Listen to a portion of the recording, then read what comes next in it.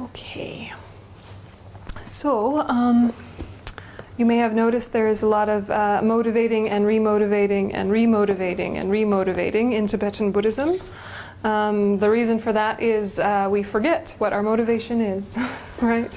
We forget why we are doing this, and we fall back into the 8 worldly concerns. So this is a way for us to click back into the proper motivation, and it becomes more and more the way of life. Okay, so now getting specific. All right, you ready? Everybody caffeinated? Yeah, okay, right? Okay. We're gonna break this down and then we're gonna try one, okay? So, placement meditation is single-pointed. Analytical meditation has more movement. Okay, that's your basic division. And that sounds very nice and very tidy when you talk about it, but in the course of one meditation, you usually have aspects of both, practically speaking. You don't actually combine them both in one moment until you're very, very advanced. And that's where we have the presentation of the union of calm abiding and special insight, and the use of calm abiding and special insight within the Tantric tradition. So we do pretend versions of that to build up our skill, but it's actually quite an advanced practice to be able to combine them in one moment.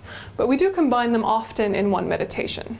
But sometimes we put special emphasis on one or the other. Okay, so placement meditation that is single-pointed, there are many different types. One of them is to bring to mind a mental object. And this is something that has shape and form and color, like a memory of an object. And so you start with a physical object that really exists in real life. For example, this Buddha statue here. Okay? So say you take as your meditation object this Buddha statue here, because it represents your own potential, it represents the path that you want to achieve, but you're not really thinking about that in this particular meditation. There are other meditations for that. This one, you're trying to develop concentration, because concentration will help you in every single part of your life, right? Driving, walking, reading, talking, working, everything is helped by concentration, not to mention developing along the stages of the path to enlightenment. So concentration is vital, and we have some already, but it's a little sketchy, right? So we're choosing this object because it has the benefit of being also a positive object. You could choose a flower, right? You could choose the moon, and that would be totally fine. And if that's more comfortable, do that, okay? You know, because some people are not religious, or some people are triggered by religious iconography. You know, I know those of you with a strong Jewish background, the iconography thing, that's a whole thing, right? So pick a flower, don't freak out, okay? Do what you like, right? So you don't have to use a Buddha, all right? It's fine. Breath is also included in this kind? Sorry? Breath? Can be, yeah. Yep. Breath meditation can also be single-pointed. So I'm going to give you a few different versions, okay? A few different types. So when we use the image of the Buddha or the image of anything, it helps if it was real first.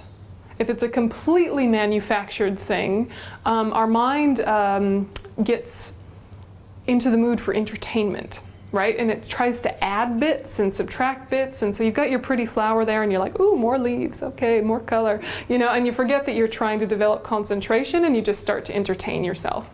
So what we want is something that actually exists in real life, and you look at it enough that it's familiar. So, you know, if you're an art kind of a person, or if you're a very technical or visual type of person, learning side skills like Tanka painting, you know, these beautiful Tibetan art that you see, they're, you know, based on a grid with very specific proportions, and when you draw those sorts of things, the image is really familiar and it comes to mind very easily.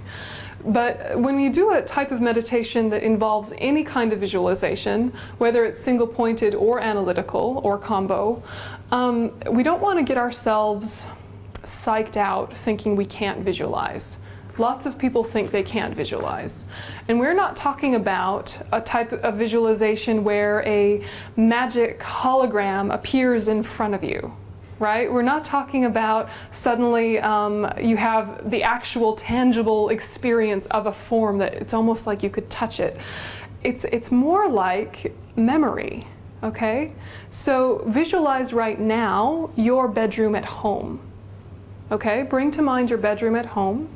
And you probably have a side table, right, with like a lamp on it or something, right? Maybe, I don't know.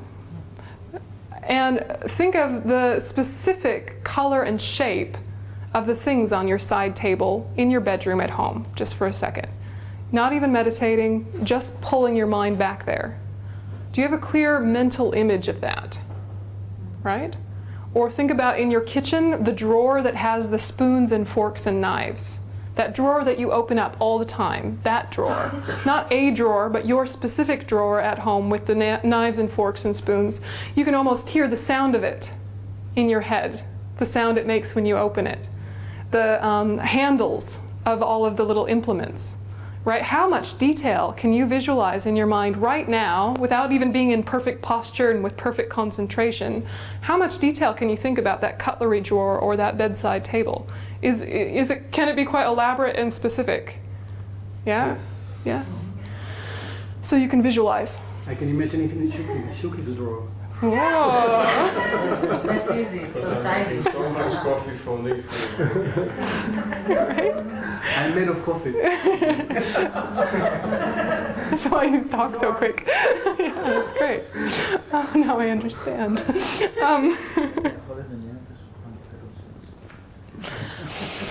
So this is to get yourself out of this kind of trap we can get into that thinks, oh, I can't visualize, I'm a crap meditator, I can't make magic. You know, you can, right? Like, think of your cutlery drawer, all right? Don't get worked up.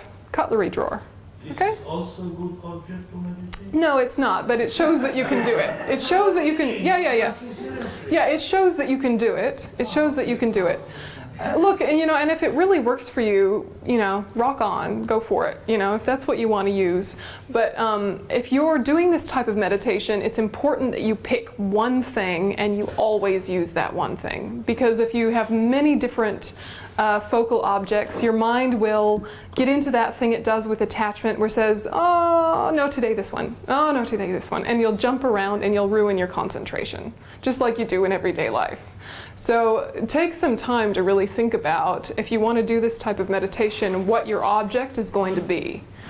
So if it's a iconography like this, you can do a Google search Shakyamuni Buddha and then look at all the images and really have a hunt and find the one whose face you find a connection with. Yeah, one that, you have some connection, you like it, it makes you happy to see it, or pick a flower that makes your mind happy to see it. Spend some time investigating objects that will uplift the mind. Yeah, and once you've decided on it, then you get used to it. Yeah, and when you're used to it, it's easy to bring to mind, just like these things we're so familiar with, like in our house.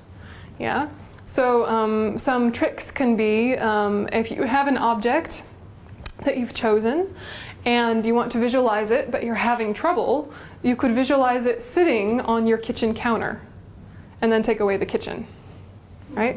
So visualize your kitchen, and now your focal object is sitting on the counter in your kitchen, and you're like, oh yeah, it's just sitting there next to the newspaper and next to my iPad, my phone, whatever, and then take away the kitchen.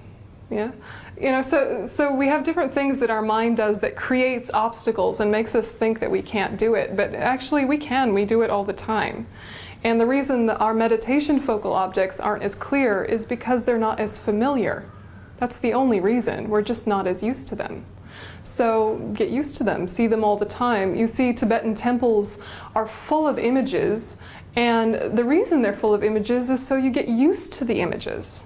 And you can use the images. There are many levels of meaning with all of this iconography, and none of it is trying to placate an angry God, all right? None of it is trying to, like for example, we have these nice images here and then we have some water bowls put in front of it. We're not putting water bowls in front of the Buddha because the Buddha needs water bowls, right? The Buddha is fine. He does not need our water bowls, right? And also he doesn't need us to give him water bowls in order for him to help us. Right? We're not saying, please, please, God, Buddha, here is this water, please help me, this wretched being. Oh, no, that is not what Buddhism is about. It has nothing to do with that. It's that this is our potential. This is what we'll be when we grow up. Seeing it makes us happy. If we offer something precious to it, that keeps a receptivity in our mind and it increases our habit of generosity, right? It's a mind training method, right? The Buddha does not need your offerings. He doesn't care. He just wants you to work on your mind because he knows it will make you happy. You will be a Buddha someday, right? So if you find yourself getting triggered by this kind of stuff, always ask what is the deeper meaning and don't assume you know what it means because it's not the same as other religions, okay? There's a real specific use with this sort of stuff, okay? But that said, if it's not your thing, use something else, okay? So single-pointed meditation, you set your motivation, settle the body, settle the mind, and then you bring up this object mentally that you've associated with previously. So you're not staring at it while you're meditating. Okay, that might seem obvious, but occasionally I've seen people do that, so I feel the need to say, don't stare at it while you're meditating. Stare at it before you're meditating. Now you're meditating, bring the memory of it to mind, hold your focus on it. Well, and the image that, if you're using an image, you want it to be about this big, right? And you want it to be bright. This big and bright, but to also have a sense of weight, okay? These kind of images are best for focusing. So if it's not the Buddha, choose the moon or the sun or something bright. The brightness uplifts the mind. The heaviness keeps you from floating away. Now, if you try and bring something like that to mind, you'll have a moment of it, and then weird things will happen. And I won't preempt you with what weird things will happen. We'll experiment first and then talk about it. Okay. So first, let's try something that is maybe not so confrontational. So go around the room, try and find something. What? Something. Okay, bowl. Let's use the bowl. Okay? Because the bowl is not religious. Everyone okay using the bowl as the focal object? No one's having an existential crisis? All right? All right. So everyone have a look at the bowl, like with your eyes. Right? Yeah, we see the bowl. It's about this big, it's shiny and bright, it's got a sense of weight, and imagine it's about an arm span in front of you, okay? So you see this thing, all right? Now try and see it in your mind's eye with your eyes closed, okay? Close your eyes and try and bring it to your mind.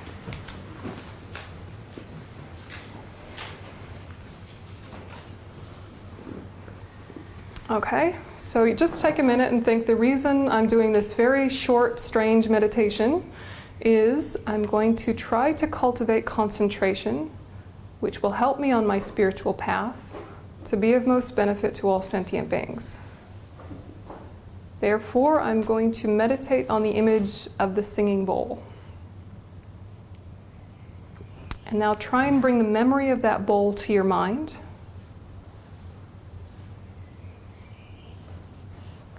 And hold your attention on it.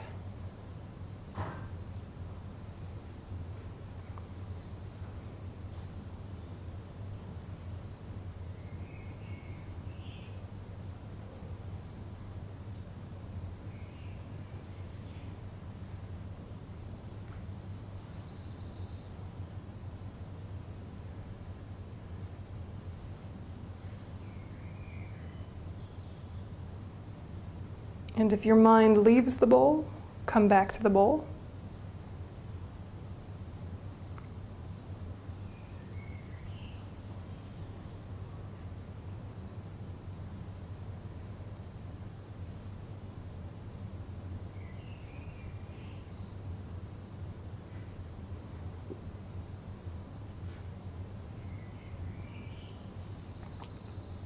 And now think through the force of having developed concentration. May my concentration lead to the development of further good qualities in order to become enlightened for the benefit of all sentient beings. And relax your attention. Okay, so that's very short, yes? And the reason is we actually don't have the skill to concentrate much longer than that. And it's much better to do short meditations that you can stay with than to push yourself far beyond your capabilities and get disappointed and develop habits of giving up or habits of dullness. So probably you can focus longer than we just did, but this is enough to give you a taste. Tell me what happened when you... I didn't understand the question, sorry. The question which... I didn't understand we usually do meditation for 20 minutes. Mm-hmm. If I can speak about myself, I try to concentrate in my breath. Mm-hmm. So of course I'm concentrated in 1 minute, half minute, I don't know, some time, Mm-hmm. and then my mind goes Mhm. away, bring it back. Mhm. And this process takes 20 minutes. Mm-hmm. So now you suggest that we do it for shorter period. I didn't understand your recommendation. You know, that you can do 20 minutes, and that's great. And within that 20 minutes, you might want to gradually sharpen your focus more and more and more, right? And if you're capable of doing 20 minutes, do 20 minutes. But often people in the beginning will have a solid minute and a half in them, and then they're off with the fairies the rest of the time. And they forget to come back? Exactly, exactly. So if you're coming back, and you're coming back regularly, I'm always doing this movement. yeah, good man, proceed. Very Yep. typical. Very typical. Okay, you said that. Yeah, that's great. So you're fine. Don't worry about it. Yeah. Okay. So what happened when you tried to visualize an object? What happened to the object? Yeah. It What happened? stays, but the mind goes. The minute you want That to was hard. think about it, it's gone. Yep. What else happened? Did anything weird happen with the object? Yeah. Its shape is becoming different every minute of time. For instance, we are doing the Tantra practice, so it's changeable much too, changes too much. Hmm. And then I feel I have a guilt emotion that I'm not focusing enough. Nice. It's Yeah. getting away. Yep. Yeah. Totally. Right. Does anyone have the object like move? You know, it's like it's here, it's being nice and tidy, and suddenly it's like, or it like goes up there, or anything like that. Yeah. What happens? When you missed, and I said to Missed, myself, yeah. I want to go back to my breathe. No, my breathe. I don't want a new method. No, new thing. Yeah. Excellent. Like a Yeah. childish. Yeah, yeah. No, I don't want it. Yeah. Right. Yeah. Yeah. What happened? Mostly here, but then goes into here. Mhm. I can't find it in front of me, but I have it, Yep. but I don't have the way. Mhm. So should it stay here or can it be here? No, don't let it. It will be naughty. It's such a naughty thing, the objects. What you're trying to do is create it and hold it, and it totally will move. That's really normal. Movement, shape changing, mist, grumpiness, disappointment in yourself and not being able to do it. You know, this is normal. This is really normal. Not being able to visualize it, or you see it perfect and clear and you're so happy about it, and then you get so excited that you can do it that you lose it, right? Different weird things happen, okay? And what you're trying to do is to not react to your ability or inability. You're trying to stay a bit more objective and just come back to the concept of it front and center, the size it should be, whether it behaves or not. Yeah, whether it's agreeing with you, whether it's being stable, whatever it's doing, it's becoming clear, it's becoming not clear, it's becoming dark, it's becoming light. Whatever it's doing, you keep your mental decision, yeah, your decision on your initial focus, which was this shape, this size, this color placed here. And so what you're doing is you keep coming back to that. Whether it happens or not, it's the coming back to that that builds the concentration. So what actually happens is not so much the point. The point is to keep coming back to your initial intention, because that's what builds the skill. Yeah? Can the initial one be here? Better not. It will increase excitement. Yeah? If you put it too high, your mind becomes agitated. It's not outside. It's within my perception, which is here. It's better to visualize it front and center, an arm span in front. Yep. And it may keep wanting to return back to that other area and try and discipline your mind. Yeah, discipline your mind. Yeah. I have a question. Because I found myself like thinking about the qualities of the ball. Mm-hmm. Not like I got confused if I need to just have the image. Yes. Or think about like it was like a golden color and shape. Like I had like Words go here. Shape goes here. So we're trying to do this kind, and this is why we have to be clear that there's different tools at play. And they all help each other, and they're all good, but if we try and mush them all together, then we just get yucky, yeah? And it doesn't work, and it's inefficient.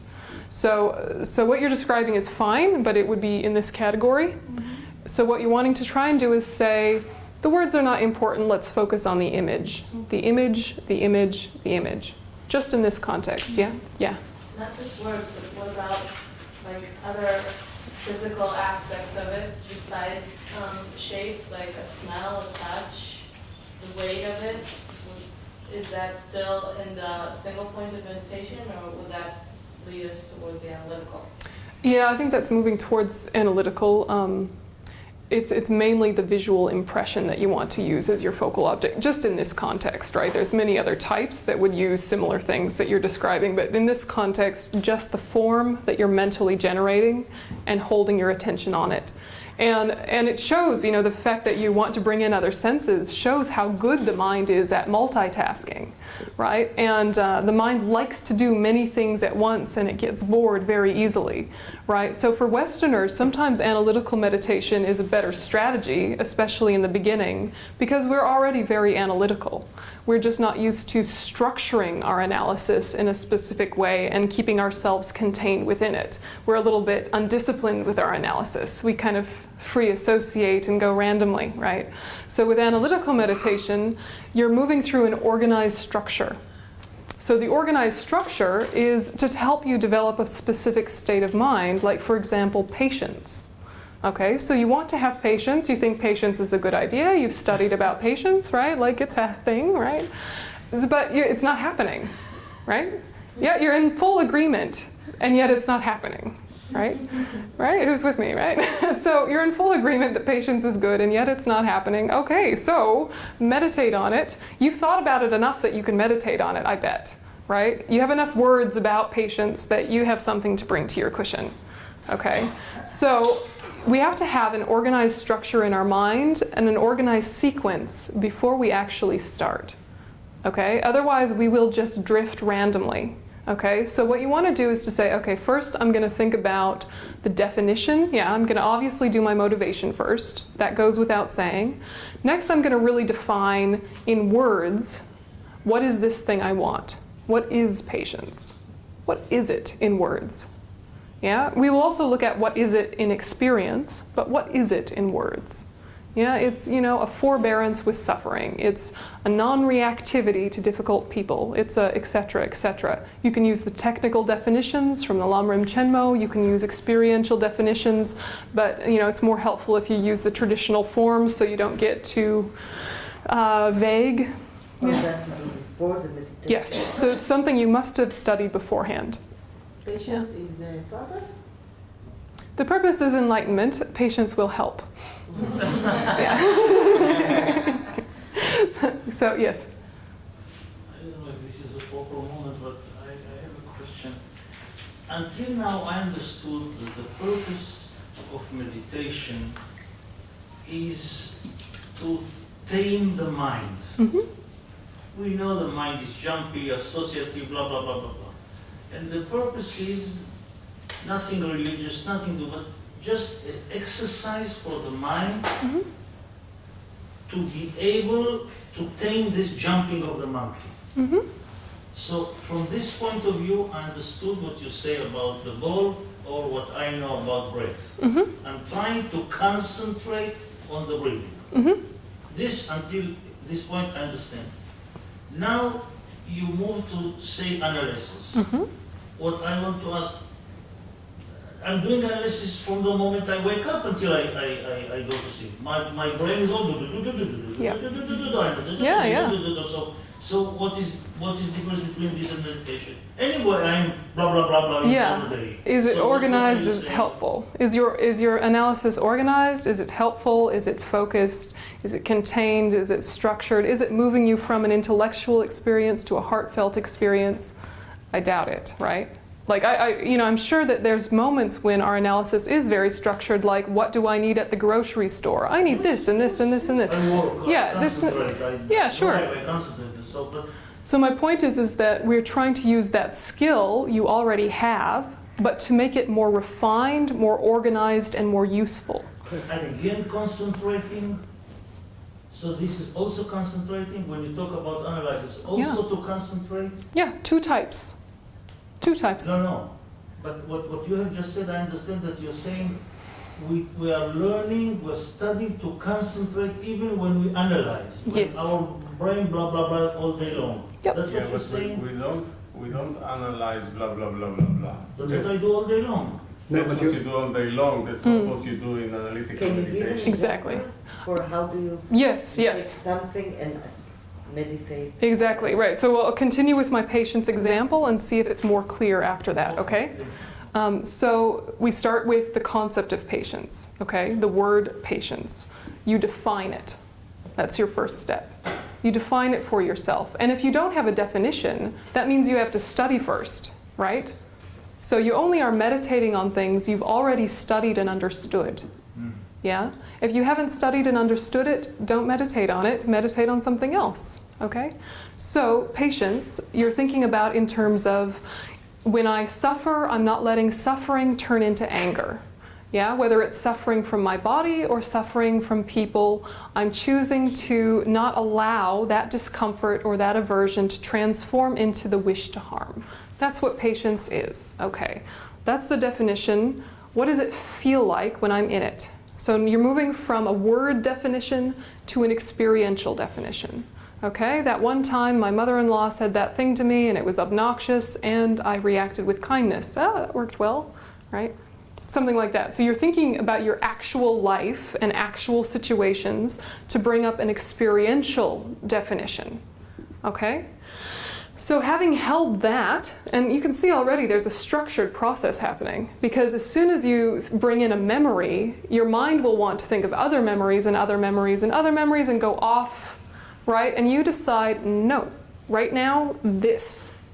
Doesn't mean the other thoughts aren't useful in a different context. It means not now. Not now, okay?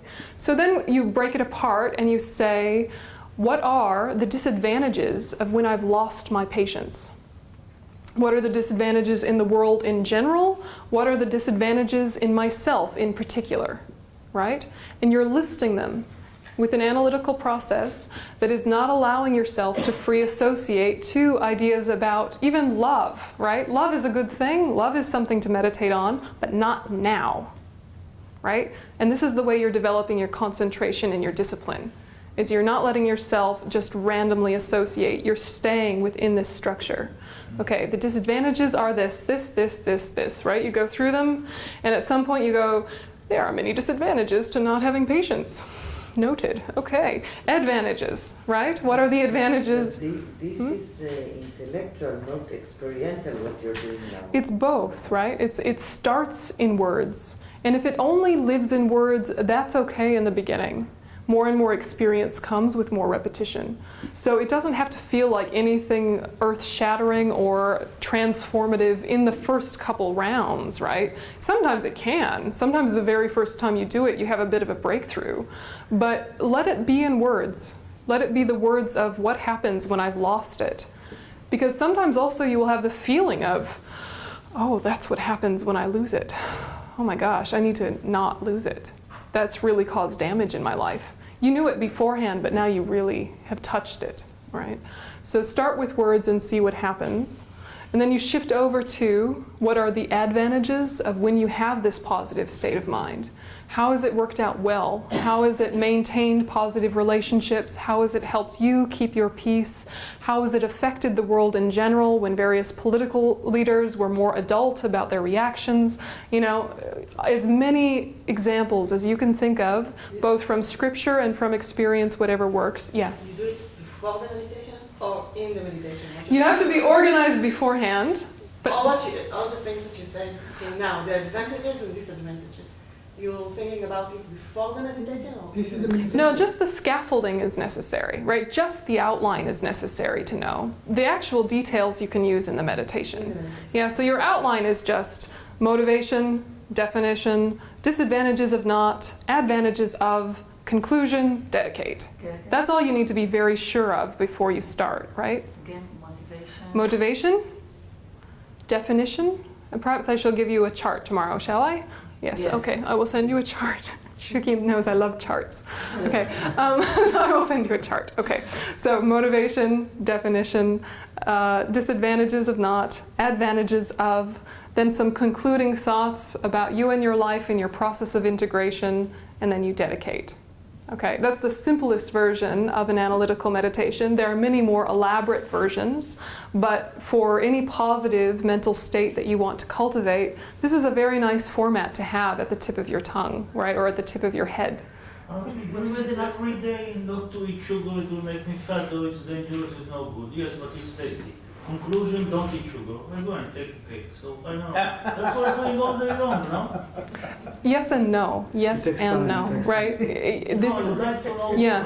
how to use what you're saying. Yeah. Because, it seems to me very familiar. With It is. That's the point. That's why it will be easier. I'm behaving every day of my life, but doesn't help. But this is a lot more organized, and this has got a lot more power to it because you're putting a lot more strength. Yes, concentration and strength. It's, yeah? You click on one thing, and then you elaborate, and then, it goes with you. Yeah, so it is similar, right?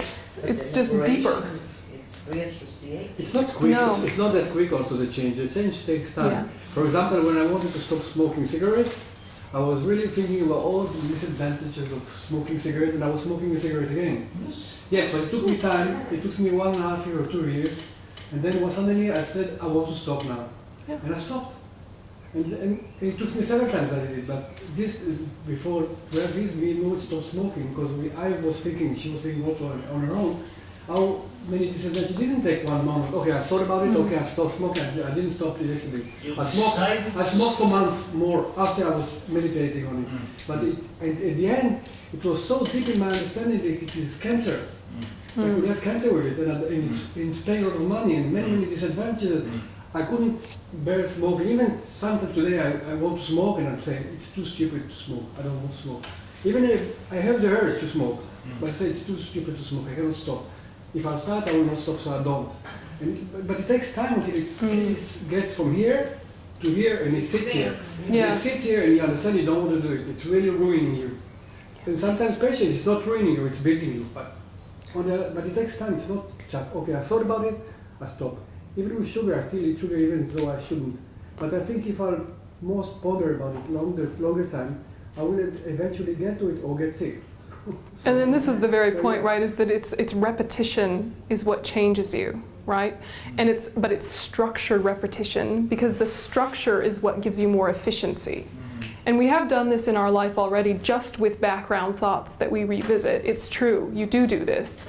But this is much more structured and it gives it much more power. I think you're giving big honor to our beings, very rational human beings. As you know, the research has proven that we are not, unfortunately, so rational. But Buddhists are. Most of our decisions are. Buddhists are. It takes time, but they are. And you're completely correct, Look right? at the teachers, not at us. Well, I've got my moments, right? But it's not consistent. Or His Holiness Yeah. the Dalai Lama or Janu Rinpoche. This is the very point, though, is that we are not rational and we don't work in even our own best interest, even though we think we are, right? But the point is, just because it's natural doesn't mean it's necessary, right? Just because it's what we're used to doing doesn't mean it's what we have to continue doing, right? Just because it's intuition or instinctual doesn't mean it's fate. Right? So what we're looking at here is that the mind does whatever you train it to do. And right now, without any particular effort, we've trained it in distraction. And distractions based on trying to find happiness, and those ways we've been trying haven't been working, hence our discontent. Right? So we're reorganizing our thoughts. It's like you have a new filing system occurring within you, and you become more rational as the result of these thoughts. Because we all know that an intellectual understanding comes far ahead of our actual behavior transformation. But there's a connection between the two, just as in Nissim's example with smoking. How much thought power had to go before his actual change? He was thoroughly convinced way before he was able to stop, right? This is true for all of us. I'm thoroughly convinced patience is the way to live, but I still lose my temper, right? But I am thoroughly convinced, so I know that I need to close the gap between what I've understood and how I behave, and the only way to do that is repetition and going back over it. And I know that I am more patient than I used to be, which shows that it works. Definitely, but it's the repetition, right? If I only did it once, I would have a nice day, right? Or a nice couple hours, right? But the fact that I revisit it and revisit it means that it's more and more consistent. Yeah, so it is similar to your analytical processes that you do already, but it's got a fundamental difference, which is that you already have a rational structure that now you're plugging your own thought processes into until you take ownership of them. Another yeah. Mind washing. Brainwashing. Brainwashing. Yeah. Mind washing. Yeah, it's positive voluntary brainwashing, right? You're brainwashing yourself because you want to, right? But the thing is with bad brainwashing, like cultish brainwashing, is that at some point your own wisdom rebels and you either throw away everything because you see it's nonsense, or you become a fanatic and you get that kind of glassy-eyed look. Right? Whereas analytical meditation doesn't do that to you because it's actually based in reality. It's based in rational thought. So that type of brainwashing will not lead to fanaticism or to complete giving up everything because it's based in something that your wisdom already kind of agrees with. It just hasn't gotten itself organized yet. Yeah? So the more repetition actually builds more wisdom, and you have more receptor sites for hearing wisdom in your daily life. It's an interesting experiment, right? Yeah. For example, how about if I actually lose my temper, and then I'm saying, okay, instead of just talking to myself wildly, I'm going to sit down, have this structure, but inside this scaffolding, there is a period where I think about this particular event and analyze it to bits and pieces. Where did I lose it? When did I lose it? How did I lose it? How did it feel? How did I know that I lost it? What did it feel after? When was after? How did it subside? Is this considered analytical meditation? As long as it's not free associating and you have your... I'm talking about a specific event. Yeah. You know, if you have a motivation and a conclusion that you want to come to that's in accordance with reality and positive thinking, yes. Simply to understand, you know, how do I function in these kind of situations? How does my mind make up all these things? You know, just take this movie and pull it apart. Examine it frame by frame by frame by frame. Yep. Structured. Yeah. Structured, yeah. Perhaps understand something about how do I work, how does my mind work. Yeah. And perhaps next time I could, you know, hit the brakes and observe something. Absolutely. I think it is a type of analytical meditation if you've pre-structured yourself ahead of time to make sure that you're not going to get lost in the story. Basically, it pops out of being a meditation when you fall into the story. When? You fall into the story. How do you how do you distinction? Yeah.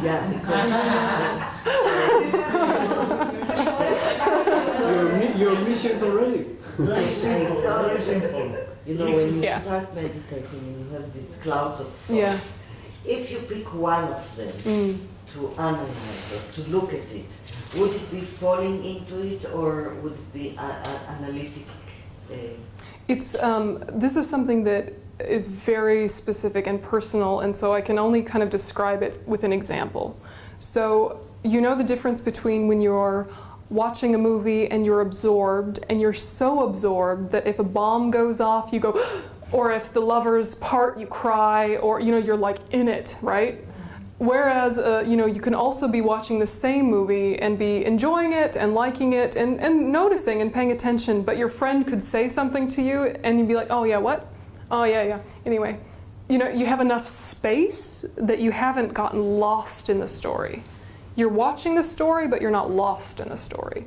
So very similar with your own processes. You're able to observe like a scenario like Shuki was mentioning, but you haven't now triggered yourself into the rumble of the actual emotion and like re-inflamed your anger with it, which is so hard, right? As soon as you start thinking of the story, the emotion with the story is like, yay! You know, so often it helps to let it fully settle before you look at it, because if you're still a little heated, now is not the time. Psychology, you call it to identify with yourself. Yep, yep. To be able not to identify with yourself. Exactly. Yeah, exactly. You see why psychologists like Buddhism. Yep. So when you're doing these processes, you have to catch yourself, you know, because it's so natural that as soon as you revisit big issues that you will fall in. Yeah. Do you talk a bit more about the conclusion? Yeah. Does every analytical meditation have to end with a conclusion? And what kind of a conclusion is it? Because you talked about us just landing on an idea and we say to ourselves, I'm going to trust that one for now until I find maybe something better or I prove it better for myself. And what is conclusion? Indeed. Okay, here we go. Ready? Okay, so yeah. And one more question.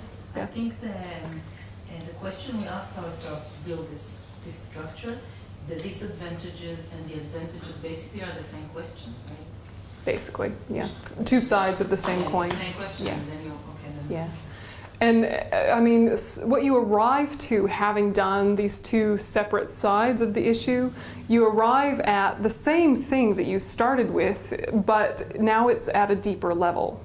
So you know that you wanted to meditate on patience in order to have patience, right? So your conclusion is patience is good, right?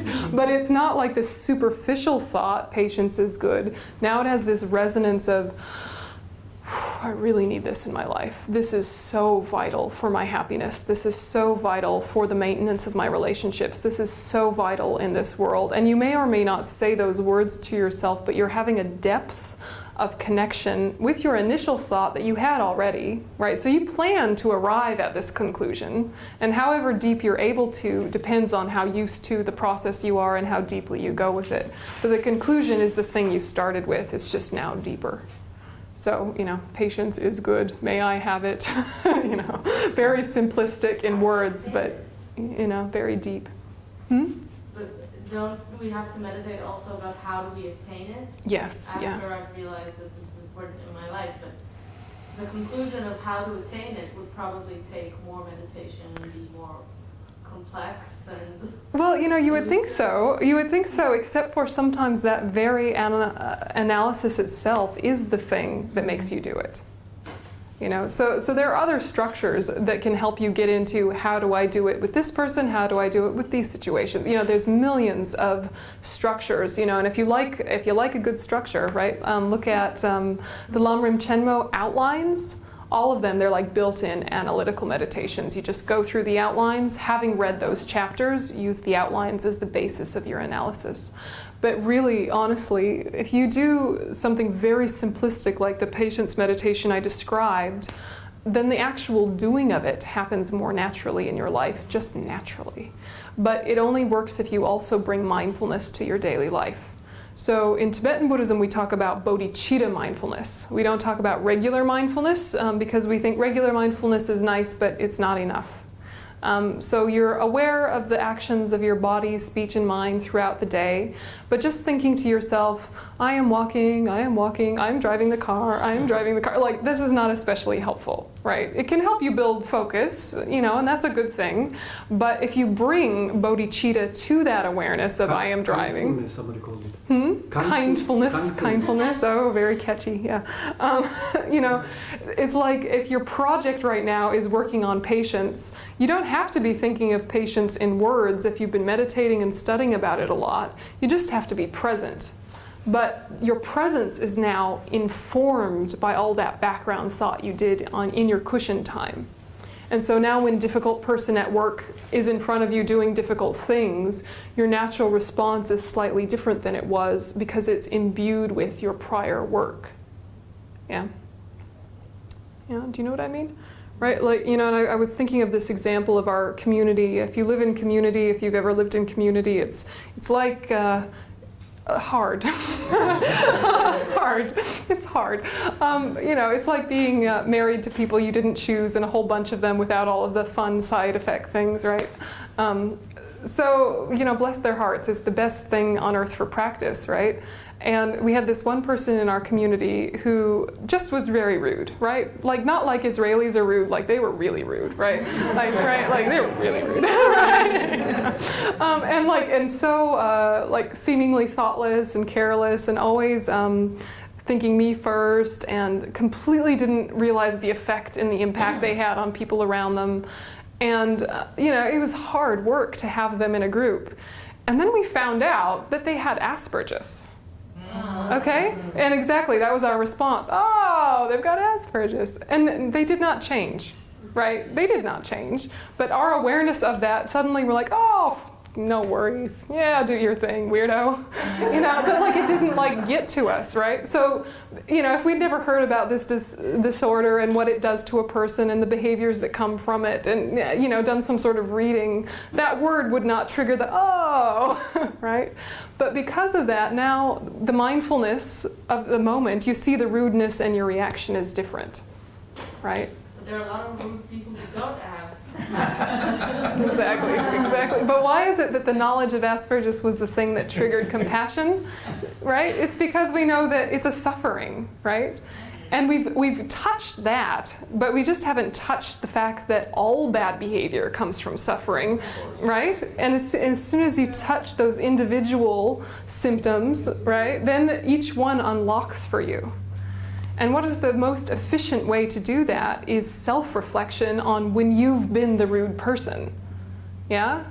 When you've done the wrong thing and been the rude person, were you like really happy that day? You know, when you're the one that is badly behaved and causing chaos and saying unkind, unskillful things, that is usually a sign you are not happy, right? Not a sign that you are bad, not a sign that you want to hurt people on purpose. It's a sign that you're not happy. And so if you touch that experientially, when you see people badly behaved, your immediate reaction is they are suffering, right? Just like if someone sneezes or coughs, you know they have a cold, right? You might not like the sneeze or the cough. You might think that's still gross and you don't want it on you, right? But you're not mad at them for it. You think they have a cold, they're sick. Where do you take this conclusion that when they are not nice, they are suffering? Many people seems quite happy and good. They seem. Are you sure they are suffering? I'm sure they're suffering. Yeah, Not aware. from my experience, they do. I am. How much and what type, this is another conversation, but yes. Because everybody is suffering, right? So they're suffering anyway. Yeah, even the nice ones, yeah. And even when they are not suffering, in the moment they are not suffering, you think they are not rude? They can't be rude if they are not suffering at this point? Yeah, I think this is like a whole nother conversation, right? For the mind training module, like I love this conversation, right? This is my favorite conversation and I want to like dive into it with you, but I want to make sure that everyone knows how to meditate first, okay? So I totally want to have this conversation with you someday. Today is about how to meditate. Okay. So you are implementing it. Yes, exactly. And so we get ourselves some good techniques now. We'll be sorted. Okay, so placement meditation, we talked about objects, also breath, okay? Also there's a type that is observational. So this one is trickier to label as single-pointed because there's a bit of movement happening with the object, okay? For example, you're looking at an internal process without a structured agenda. What internal process? The workings of your own mind. Now you always do have sort of an agenda. Your agenda is to be focused and to work on the path to enlightenment, right? That's a background agenda. But in this context, your agenda is not to manipulate your thoughts at all. In analysis, you are trying to manipulate your thoughts. In this type, you're not. You're just watching them. Okay? And this is, we touched it a little bit with the last module with the clarity of the mind meditation. But this one is very helpful because you can start to create mental space between your thoughts and your conclusions about them, or your thoughts and your behaviors from them. So the way it goes is this. You start with a good old breath meditation, good old solid breath meditation, watching the breath. Why? Because that helps to settle conceptual thoughts down to kind of a dull roar, right? So they're still happening, they're still functioning, but your main focus is the breath. You start to settle down, and then you move to watching the thoughts. Not interfering with the thoughts, not suppressing them, not feeding them. Venerable Rabina sometimes says it's the way you are in a cafe on a Saturday afternoon reading the paper, okay? People are coming in and out of the cafe. You know that people are coming in and out of the cafe, but you're not getting up and talking to each one, right? So you're aware of them, but you're not like engaging with each one, right? So you know that headspace where you have a background awareness, but it's not like you're jumping to talk and make friends with each person. You're not jumping to make friends with each thought. You're not waiting for the interesting thought to like hook on to and embellish, which is sometimes what we do in meditation, right? We think we're meditating, but we're actually just like waiting for something interesting to think and then like latch on and embellish. What's embellish? Latch on and embellish. What's the meaning of embellish? Oh, make more elaborate, more interesting, more entertaining. Yep. So that's what we often are doing, right? In this case, what we're trying to do is say, interesting thought, just a thought. Not interesting thought, just a thought. Painful thought, just a thought. Physical sensation, just a thought. Right? And we're not... You don't go back to breathing? You can, in this particular one, you don't need to. You know, just doing breathing is fine, and that's an excellent one. But when you're trying to do this clarity of mind meditation, it's a bit more of a sequence. So you start with breath to help settle, and then the amount of focus on the breath slowly decreases as your focus on the inner workings increases. Until eventually, the thoughts themselves are not the main focus, it's the clarity, quote, behind them that you're trying to focus on. So it's kind of a sequential process of moving from lost in the clouds to focusing in the sky, right? Or watching the clouds, yeah? First you're lost in them, then you're watching them, now you're watching the sky itself. This is a third type of meditation. No, this is still placement meditation, but it has movement involved, which is why it's a little bit confusing, right? The analytical version of the same thing is when you have an agenda. For example, you're watching your thoughts, but you're watching them to see that they're impermanent. So your agenda with watching them is to come to a specific conclusion about it, right? So you're watching them with the background awareness of see how they change each moment. So you have an agenda. So that's a more analytical form of this observational type. Yeah. Yeah. What happens if it's not a thought, but a feeling? Same. Oh, feeling. Yep. Yep. So again, it's that process of noticing without engagement and noticing without suppression in this type, yeah, in the placement type. And it's a helpful process for concentration. It's a helpful process for not being so invested in your own mental habits. You know, you see that there is actually more choice than we allow. Oh, I feel that, but I don't have to do anything with it. It'll die a natural death. Just let it pass. You know, this can be very helpful for immediate physical and mental stress relief, this watching type. Yeah? Does it mean that mindfulness or vipassana can be either placement or analysis, depend on what I'm starting with? This is where we get a bit of a difference of view in the different traditions. So loosely, yes. So in theory, this is shamatha, mindfulness meditation, placement. In theory, this is vipassana, insight, analytical meditation. In theory, they're broken down the middle. What did you say about vipassana, the last part? Insight, analytical, vipassana, shamatha, or calm abiding, single-pointed mindfulness, placement meditation. So that's the in general divide, but experientially or depending on traditions, there's a little bit of variation in approach. So with Vipassana meditation, you are observing with an agenda, so there, it's kind of classed in the analytical part, even though there's single-pointed aspects to it. Yeah. Yeah. If it's not too rude, are you recommending some process to start with placement and then analytical, or we can jump every week to something else? or this is chronological development. I'm trying to understand what you're, or this is only a view from the skies. What types of meditation exist in the world? Yeah, first I just need to give you the overview, and then we're going to do the application. Yeah. Until now, it's only overview, even though you are not belonging to analysis. This is not the type you belong to. We belong to all. We belong to all. Tibetan Buddhism uses everything.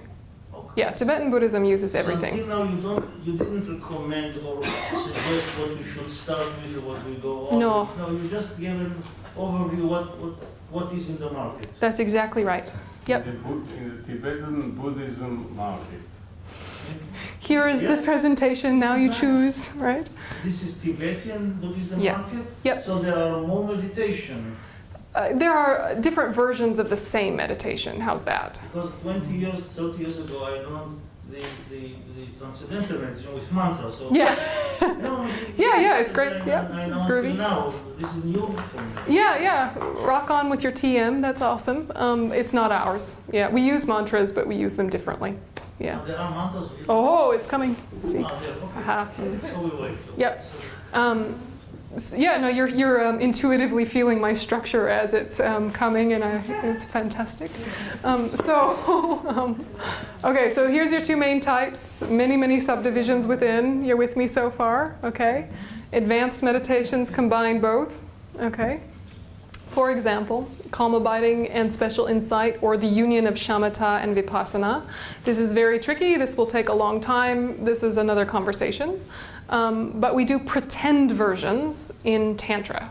Okay, so we're going to talk about Tantra a little bit, and in the next session we're going to do a baby version of Tantra, which is not a fully qualified version, but will give you a sense of what it's like in terms of practice. Okay, so Tantra meditation is excellent for the Western mind or the modern mind because of how much multitasking there is. It's basically engaging all of your senses in order to focus, and engaging all of your senses in order to cultivate a specific state of mind, like compassion. Okay? So the word Tantra, I'm guessing some of you have heard funny things associated with this word.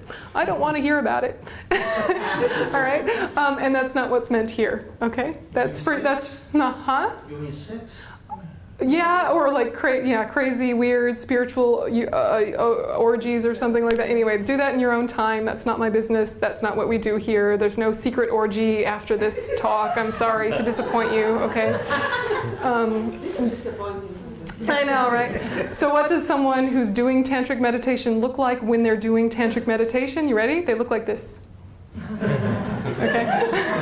Yeah, I know, it's totally boring. So just wipe whatever your association is with that word right out of your head and do it in your free time if that's your thing, but I don't want to hear about it. Okay, so Tantra meditation is using subtle energy systems, and that's sort of another side of it that needs to wait until you have more context. But things to know right away is that you're using visualization, okay? You're using mantra, you're using analysis, and you're using a tactile experience of holding prayer beads. So all of your senses are engaged in a concept, which means that it goes very deep, very quickly, but also involves a lot of effort. Sorry, what? Can you repeat? Prayer Yes, beads. too quick. Repeat. The last few sentences. About What it's doing. visualization.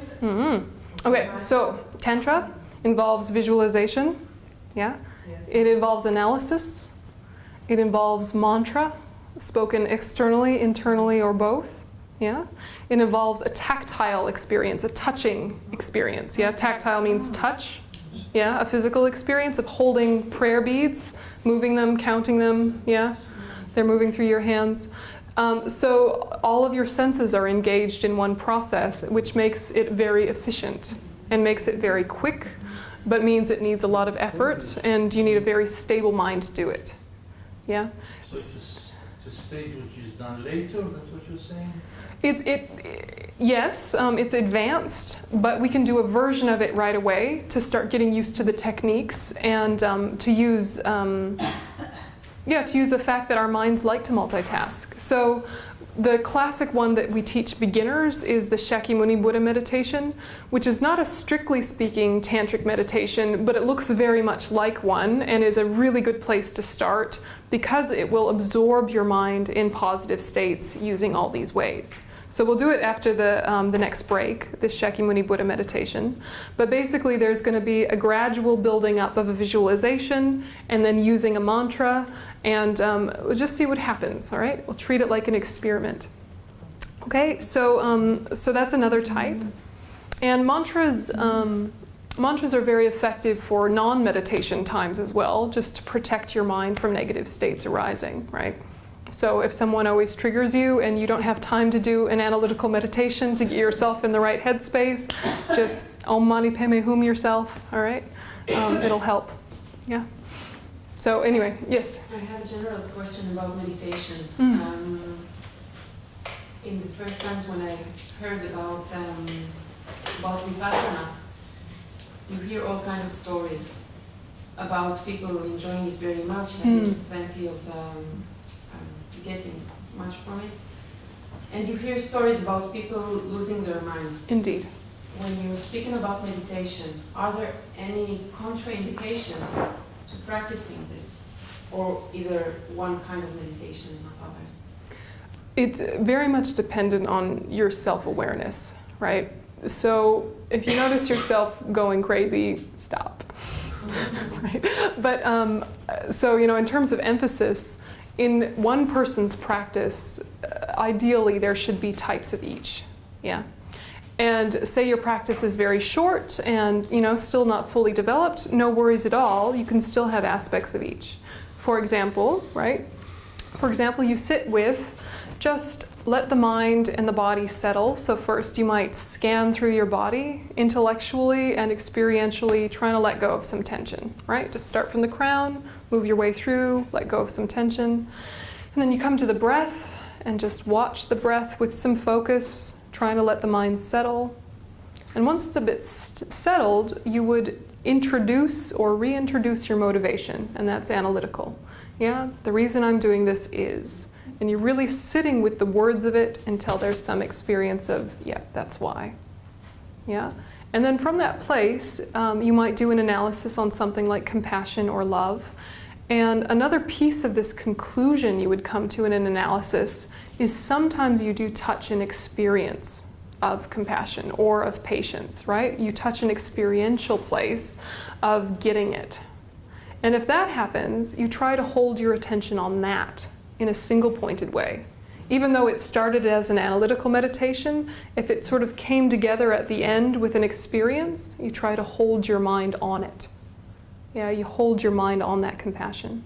And inevitably, you will become distracted and start thinking of other things. And so when that happens, then you return to the analytical process, or you return to the analytical process through your dedicating and finishing up, right? So it's an analytical meditation, but it has an aspect of single-pointedness in it when you get to that conclusion stage, right?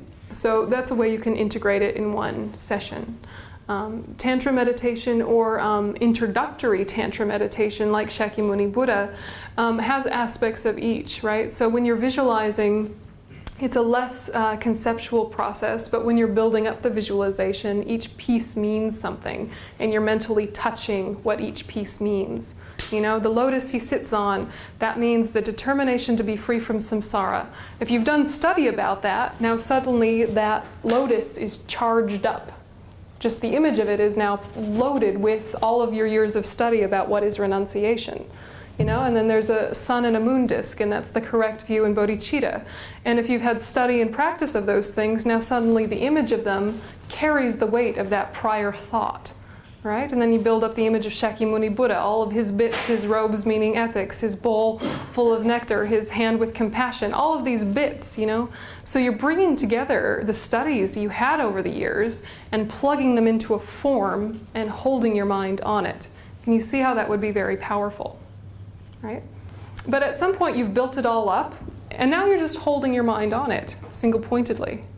Yeah? And then you introduce a mantra, you know, and so, you know, you're using different types within one meditation, but it's good to know what these two distinctions are. Yeah. So talk amongst yourselves and have a little cup of tea, and then we'll try one clarity of mind, and we'll try one Shakyamuni Buddha, and just see how it goes experientially, okay?